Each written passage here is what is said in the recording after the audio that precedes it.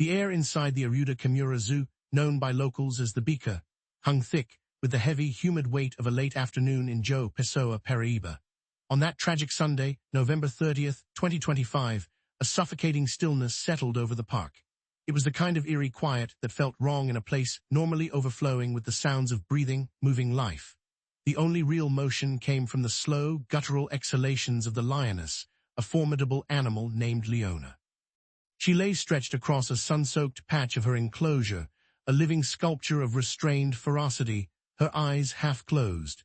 Yet every fiber beneath her tawny coat radiated the untamed wilderness that captivity could confine but never erase. This is a story that demands your full attention. A tragedy born from real suffering and a final, desperate choice. A story so raw, so painfully human, that you may feel compelled to share it so that the echo of a young man's life is not forgotten. Stay with us until the very end. Like and share this account, and follow for more stories that uncover the truths hidden behind the headlines. Gerson DeLo Machado, known on the streets as Vaca Renojo, was only 19, but the haunted, exhausted look in his eyes belonged to someone who had endured decades of hardship. His life was not one of simple right and wrong. It was a complicated, sorrowful tapestry stitched with abandonment, mental illness, and an unbearable loneliness that clung to him like a shadow. From the age of 10, Gerson had been a ward of the state. His childhood shaped by the cold neglect of a world that had no room for him. He existed like a ghost in the system, just a name in a file, shifted from shelter to institution, each place stripping away another fragile piece of his identity. His mother, battling the crushing weight of schizophrenia, had been ruled unfit to care for him, a legal judgment that felt, to young Gerson, like the deepest betrayal imaginable.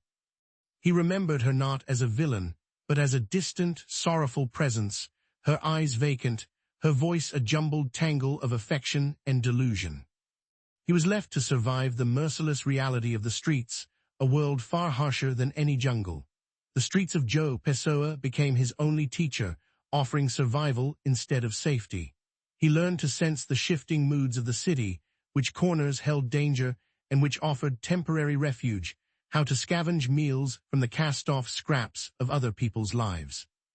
His official record, clinical, unfeeling, listed 16 separate police encounters since early adolescence, a grim parade of small infractions committed by a child who had no support system. Mostly minor thefts for bread, sleeping where he wasn't allowed, bursts of vandalism sparked by pure, overflowing frustration with a world that seemed determined to erase him. He had been diagnosed with the same mental illness that had overwhelmed his mother, a condition that distorted reality with whispers and shifting visions, making life, already impossibly hard, into something nearly unendurable. The voices were constant, sometimes encouraging, often cruel, accusing him, tormenting him, bending his perception of truth until he couldn't tell who meant harm and who didn't, what was real and what wasn't. He remained in constant motion, a restless soul chasing a quiet place in a world that never stopped screaming. Yet Gerson protected one secret dream, fragile, fantastical, almost impossible. He believed he could tame the great cats. His fascination with lions and jaguars began with a faded magazine photograph he'd found in the trash as a child. It showed a lion pride, the powerful male, the vigilant lionesses, the playful cubs. To Gerson, the image represented everything he had been denied: family, strength, belonging. He saw in their fierce independence the courage he wished he could claim for himself. He would spend hours at the Beaker Zoo, pressing his face to the chain-link fence, murmuring softly to the big cats. He convinced himself that they, unlike people, understood his silent suffering. He gave them names, imagined their conversations, and wove elaborate fantasies where he belonged among them, a member of their powerful, fearless family. It was a delusion, yes, but it was also the last pure sliver of hope he carried. The final weeks of November 2025 had been especially cruel. The voices in Gerson's mind had grown louder, more demanding. They told him he was worthless, a burden, that the world would be better without him. Just days earlier, he'd been released from a brief detention, arrested for trying to sleep in the doorway of a closed shop. The experience left him feeling humiliated, the hard concrete floor of the holding cell a harsh reminder of his place in society. When he walked out, he had hoped desperately for a friendly face, a sign of care. But the few people he considered family, other homeless youths, and a kind woman who occasionally brought him food, had moved on, swallowed by the city's vast and indifferent sprawl. He was completely, devastatingly alone. On Saturday night, the night before everything unfolded, Gerson huddled beneath a bridge, the cold dampness of the concrete seeping into his bones. The air carried the stench of stagnant water and decay. He pulled from his pocket the worn, laminated picture, the same lion pride photograph from his childhood. As he stared at it, the lions' faces seemed to shift in his mind, gazing back at him with a mix of sorrow and invitation. The voices, once a chaotic storm of insults, began to merge into a single commanding message, a whisper that seemed to rise not from his mind, but from the very heart of the lion in the photograph. "We are waiting for you. Come to us. We will give you the peace you long for. We will make you one of us." Gerson knew the Beaker Zoo was closed on Sundays, yet the delusion had grown far too powerful, too intoxicating for him to resist. During the early hours of Sunday morning, November 30th, 2025, he walked the familiar dusty route leading toward the zoo, his heart thudding violently inside his chest. He carried nothing except the clothes on his body and the crushing weight of his existence. The city was only beginning to wake, the first strands of sunlight glinting off the still windows of quiet buildings. As he passed a bakery, the warm scent of fresh bread drifted into the street, an agonizing reminder of a life he would never taste. When he saw a family walking together, parents holding their children's hands, a wave of such deep loneliness nearly brought him to his knees. By the time he reached the outer edge of the lion enclosure, the sun had climbed high, casting long, harsh shadows. The enclosure stood like a fortress of steel and concrete, constructed to keep the wild locked in and the outside world safely out. A towering 6-meter wall, topped with electrified wire, formed the primary barrier, reinforced by a chain-link fence. To any rational person, it was an impossible climb. But Gerson was far beyond rationality. He was a pilgrim at the end of his life's journey, driven by one final, desperate purpose. He stood at the base of the wall and looked upward. He did not see a barrier, he saw a doorway. Scanning the deserted walkways and silent ticket booths, he realized the zoo was completely empty, a hollow, desolate arena awaiting his final act. Then he spotted it, a narrow, nearly hidden maintenance ladder tucked behind a bush, a simple oversight by the staff. But to Gerson, it was a sign, proof that his path had been chosen for him. His hands, calloused and scarred from years of street survival, gripped the cold metal rungs. He inhaled deeply, the thick, humid air burning his lungs, and began to climb. The ascent was slow and excruciating, a final upward struggle against everything that had dragged him down throughout his life. The metal scraped against his worn-out boots, a harsh sound that echoed unnaturally in the still air. Halfway up, he stopped, trembling with fear, exhaustion, and the reality of what he was doing. When he looked down, the ground seemed impossibly distant. When he looked up, the top of the wall seemed suddenly within reach. The voices returned, no longer chaotic, but united, a choir urging him onward, promising him peace, promising him purpose. He hauled himself over the top of the 6-meter wall, his skin scraping against the rough concrete. He landed on the narrow maintenance ledge with a soft thud, his heart pounding like a frantic war drum. He was inside the restricted zone, standing on the edge of the Lioness's world. He looked down into the enclosure. Leona, the regal lioness, still lay stretched in the sun, her chin resting on her paws. She was immense, terrifying in her beauty, and for the first time in years, Gerson felt a strange, soothing calm wash over him, a peace he hadn't known since he was a child. He reached into his pocket, gripping the laminated lion pride picture like a sacred charm. He was ready. He stepped toward the edge of the ledge, preparing to drop into the enclosure, into the embrace of the only beings he believed would truly welcome him. The lioness sensed the subtle shift in the air, dust moving, the faint, unfamiliar scent of human fear. She slowly raised her head. Her golden eyes, ancient, primal, merciless, fixed on the fragile figure above her. For several suspended seconds, there was a strange connection, a silent, instinctive exchange between the boy who dreamed of becoming a lion and the lion who simply was a lion. This was the breaking point, the moment beyond reversal. The world seemed to hold its breath. The lioness watched, and Gerson, the boy who longed to tame lions, braced himself to face his destiny. Leona's golden eyes stayed, locked on the trembling shape balanced on the ledge. She was not a creature of malice, only instinct, and the sudden presence of fear, coupled with an unnatural intrusion into her territory, sparked a clear, automatic reaction. Gerson DeLo Machado, Vacarinho, stood on the brink, clutching the picture of the lion cub so tightly his fingers had turned white. The voices that had tormented him for years, the endless cruel whispers, had gone quiet. In their place was a deep, almost spiritual stillness.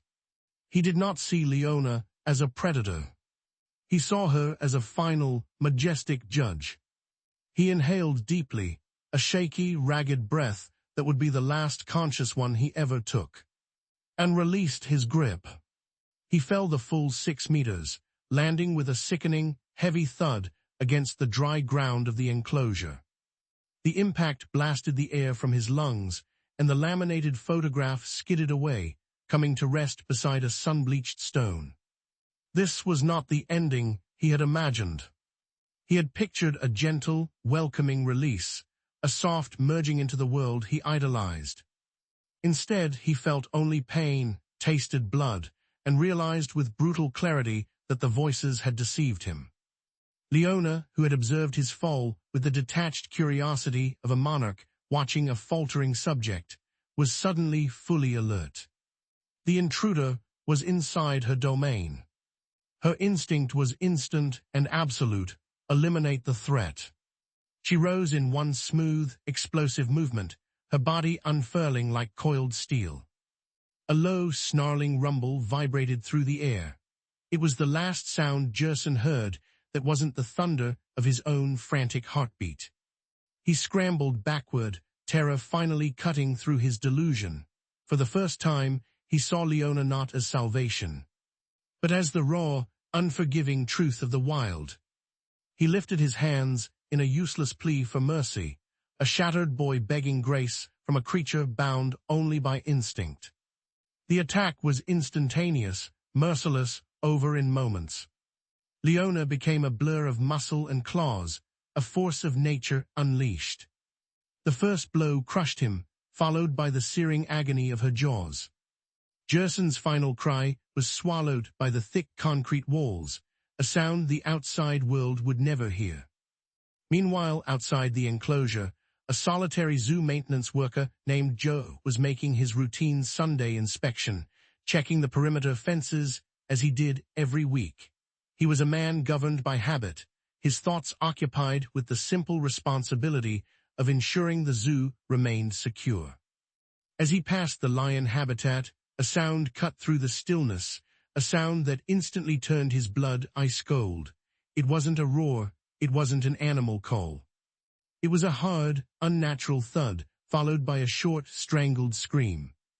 Joe, who had spent 2 decades working around these animals, recognized the sound immediately.